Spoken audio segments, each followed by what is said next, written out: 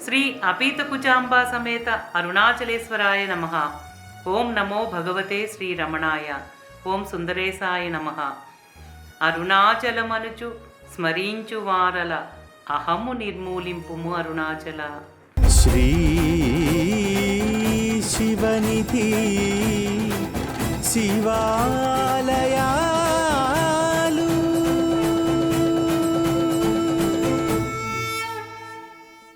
శ్రీ శివనిధి శివాలయాల కార్యక్రమంలో ముందు భాగాలలో అరుణాచల క్షేత్ర మాహాత్మ్యాన్ని దర్శించుకుంటూ ఉన్నాం. ఈ భాగంలో మహాశ్రేష్టమైన అరుణాచల క్షేత్ర ఘన చరిత్రను ఇప్పుడు దర్శించుకుందాం. తిరువన్నామలై జిల్లాలో మనకు కనిపించే మొట్టమొదటి మానవ నివాసం యొక్క పూర్వ చారిత్రక జాడలు తిరువన్నామలై పర్వతం చుట్టూ అప్పట్లో లేవు. కొన్ని ఉపకరణాలు, పూర్వ చారిత్రాత్మక ఆయుధాలు సమీపంలోని కల్వరాయన్ కొండలలో కనుగొనబడ్డాయి. ఈ కొండలలో వేటగాళ్లు ఎత్తైన ప్రదేశాలలో నివసించారని చెప్పడానికి ఒక రుజువు కూడా. తిరుక్కోవిలూర్, జింజీ పరిసరాలలో పెద్ద ఫలకలతో చేసిన నిర్మాణాలు కనిపిస్తాయి. కొన్నిసార్లు ఇవి ఒక వృత్తం లేదా అనేక వృత్తాలతో కప్పబడి ఉన్నాయి. వీటిలో కుండలు, ఎముకలు, ఇనుము ఉంచబడ్డాయి. ఈ స్మారక చిహ్నాలు బహుశా సమాధులై ఉండవచ్చు. అప్పట్లో మతతత్వ జీవనానికి మొట్టమొదటి గుర్తులుగా ఇవి చెప్పబడ్డాయి. అరుణాచలేశ్వరుని ఆలయం, దాని బయట ప్రాంతాలు, పట్టణం కూడా వరుసగా దానిని పరిపాలించిన రాజులచే నిర్మించబడి నిర్వహింపబడ్డాయి. సంస్కృతం, తమిళంలో అనేక రాతి, ఇత్తడి శాసనాలు ఆలయ ఘన చరిత్రను, వివరాలను తెలుపుతున్నాయి.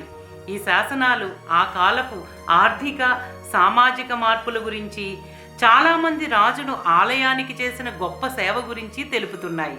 తిరువన్నామలైని చరిత్రలో తిరువన్నానాడు అని, ఆలయంలో కొలువై ఉన్న అరుణాచలేశ్వరుణ్ణి తిరు అన్నానాటు మహాదేవన్ అని పిలిచేవారు. ఈ ప్రాంతాన్ని తొండై మండలం అని పిలుస్తారు. దీనిని పల్లవులు పరిపాలించారు. తరువాత ఇది రాష్ట్రకూటుల రాజైన 3వ కృష్ణ చేతుల్లోకి వెళ్ళింది. అతను 10వ శతాబ్దంలో ముఖ్యమైన పునర్నిర్మాణ పనులను చేపట్టాడు. ఈ ప్రాంతం అప్పుడు కాడవరాయలు, బాణులు, శంభువరాయలు వంటి అధిపతుల పాలనలోకి వచ్చింది. 13 నుండి 14వ శతాబ్దం వరకు పాండ్యరాజులు తిరువన్నామలైని పరిపాలించారు. ఆ తర్వాత కాలంలో తిరువన్నామలైని తమ రాజధానిగా చేసుకున్న వైసలలు తమ ఆధిపత్యాన్ని, సార్వభౌమత్వాన్ని నెలకొల్పటానికి ఇతర రాజులపై యుద్ధం చేశారు. వైసలలు తర్వాత వచ్చిన విజయనగర రాజులు శైవారాధన, ఆచారాలు, అరుణాచలేశ్వర ఆలయ అభివృద్ధికి, ఇతర అవసరాలకు అపారమైన ధనాన్ని ఖర్చు చేశారు. శైవ ఎల్లప్ప నావలరు వంటి కవులు విజయనగర రాజుల తర్వాత అధికారంలోకి వచ్చిన తంజావూరు యొక్క నాయకర్లను, వారు ఆలయానికి చేసిన గొప్ప సేవను ప్రశంసిస్తూ పాడారు. అనేక స్మారక చిహ్నాలు కలిగి ఒకే స్థలంలో ఉన్నట్టు తిరువన్నామలైలో తప్ప తమిళ దేశంలో మరెక్కడా కనిపించదు. 5వ శతాబ్దం నుండి 9వ శతాబ్దం వరకు సుమారు 30 స్మారకరాళ్ళు, 10వ శతాబ్దంలో చోళుల కాలం నుండి 14 స్మారకరాళ్ళు లభించాయి. వాటిలో దొంగిలించబడిన పశువులను తిరిగి పొందటానికి దారితీసిన దాడులు, ప్రత్యర్థి సైన్యాల మధ్య పోరాటాలలో పోరాడిన స్థానిక యోధుల సంబరాలు జరుపుకునేవారని పేర్కొనబడి ఉంది. దీని ద్వారా రుజువైనదేంటంటే ఈ ప్రాంతం పురాతన కాలం నుండి సైనిక పోరాటాలు, ముఖ్యమైన మానవ వలసలకు ఒక రంగస్థలం వంటిది.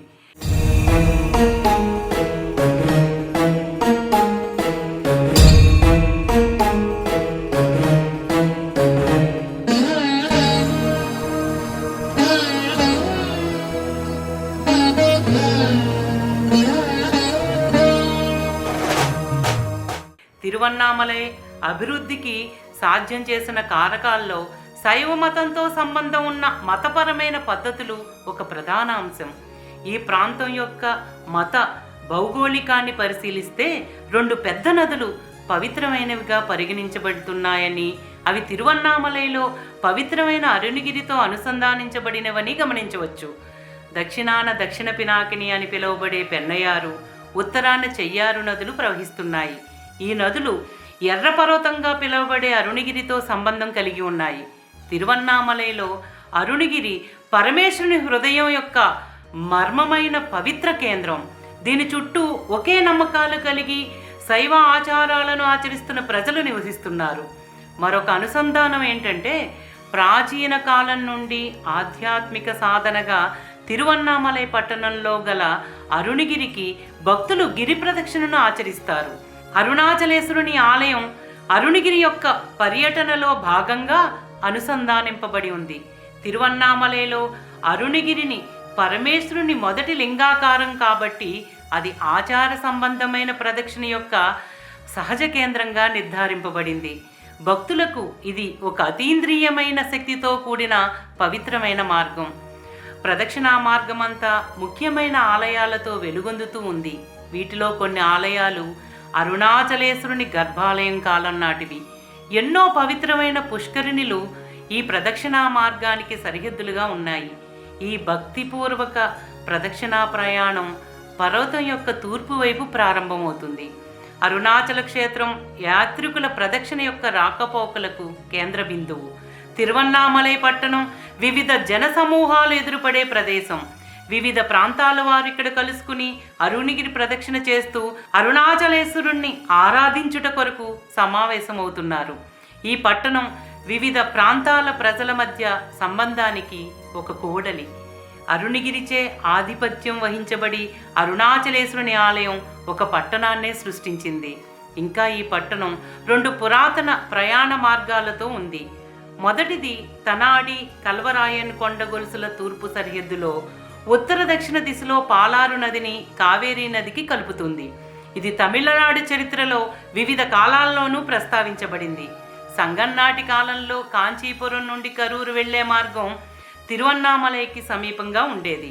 13-14 శతాబ్దాలలో హొయసలల కాలంలో పాలారు నది తిరువన్నామలై మీదుగా ప్రాంతీయ రాజధాని శ్రీరంగంకు చాలా దగ్గరగా ఉన్న కన్ననీర్తో అనుసంధానింపబడింది. 16వ శతాబ్దంలో విజయనగర సామ్రాజ్యం యొక్క పాలనలో దక్షిణాన తిరువన్నామలై గొప్ప పుణ్యక్షేత్రంగా పేరుగాంచింది. మొఘల్ సామ్రాజ్య ఆధిపత్యంలో తిరువన్నామలై సైన్యాలకు విశ్రాంతి స్థలంగా ఉపయోగించబడింది. ఎందుకంటే ఈ పట్టణం వెల్లూరు కోట, టియాగా దుర్గం, తిరుచురాపల్లి కోటల మధ్య ఉంది.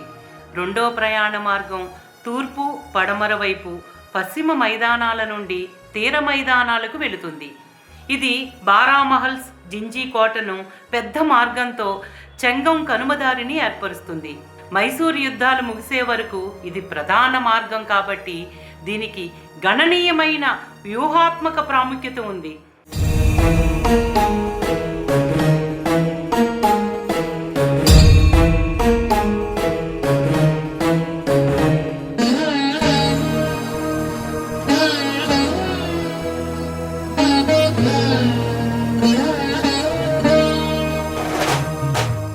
హొయసలల సమయంలో హైదర్ అలీ సైన్యాలు తమిళ దేశాన్ని చేరుకోవటానికి పెన్నయారు నది, కావేరీ నది సరిహద్దులో ఉన్న మార్గాలను ఉపయోగించారు.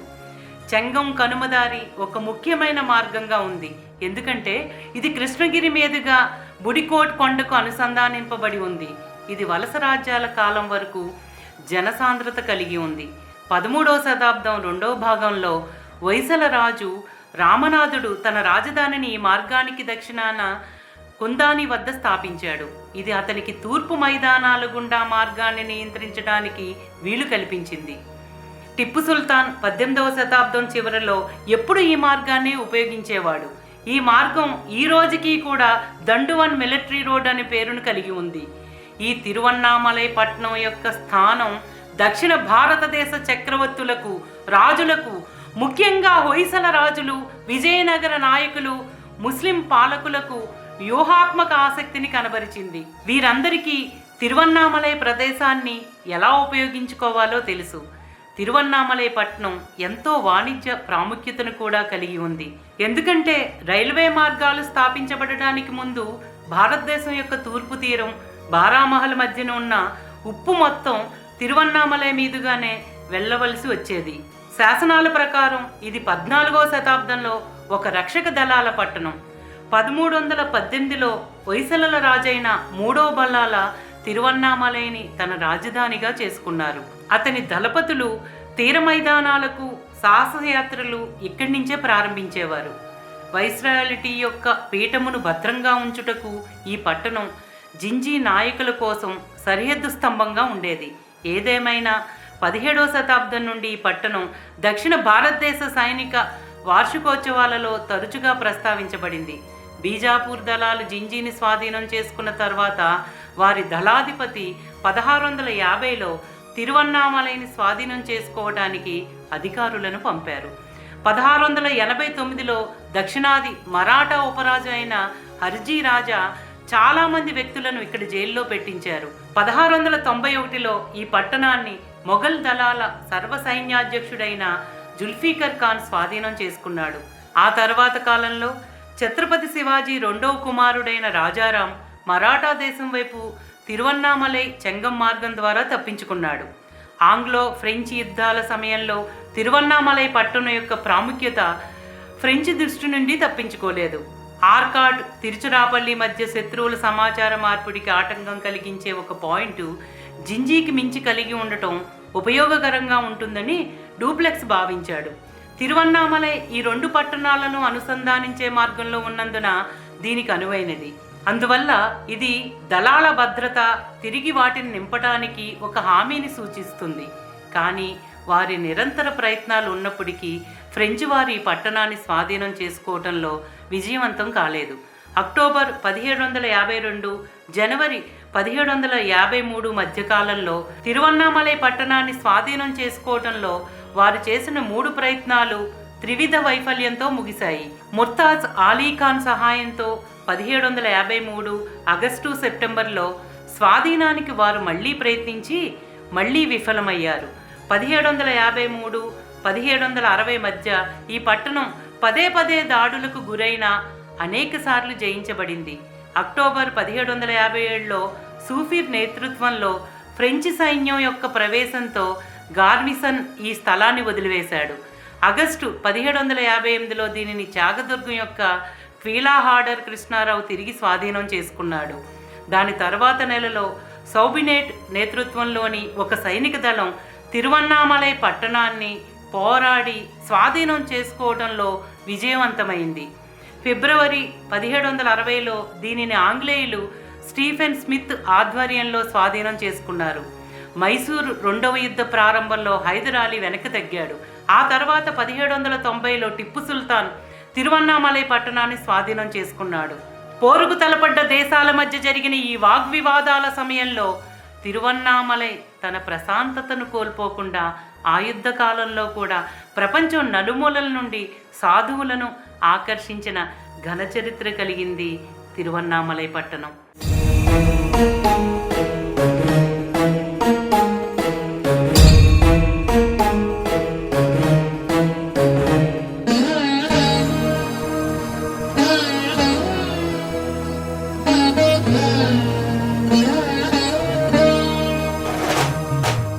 ఇప్పటి వరకు అనేక శతాబ్దాల కాలం నుండి అనేక దాడులకు గురైన తిరువన్నామలై పట్టణం అరుణాచలేశ్వరుని అనుగ్రహంతో ప్రపంచం నలుమూలల నుండి అనేక మంది సాధువులను సాధకులను ఆకర్షించి జీవుల యొక్క గమ్యస్థానాన్ని ఎరుకుపరుస్తూ జ్ఞానాన్ని ప్రసాదించే ఆధ్యాత్మిక పట్టణంగా భక్తి చరిత్రలోనే ఘనచరిత్రను కలిగి ఉంది పవిత్రమైన అరుణాచలం. ఓం నమో భగవతే శ్రీరమణాయ. శ్రీ అపీత కుచాంబా సమేత అరుణాచలేశ్వరాయ నమః. ఓం సుందరేశాయ నమః. ప్రేమతో నీనామమాలించు భక్తుల భక్తుగా బ్రోవుమరుణాచల.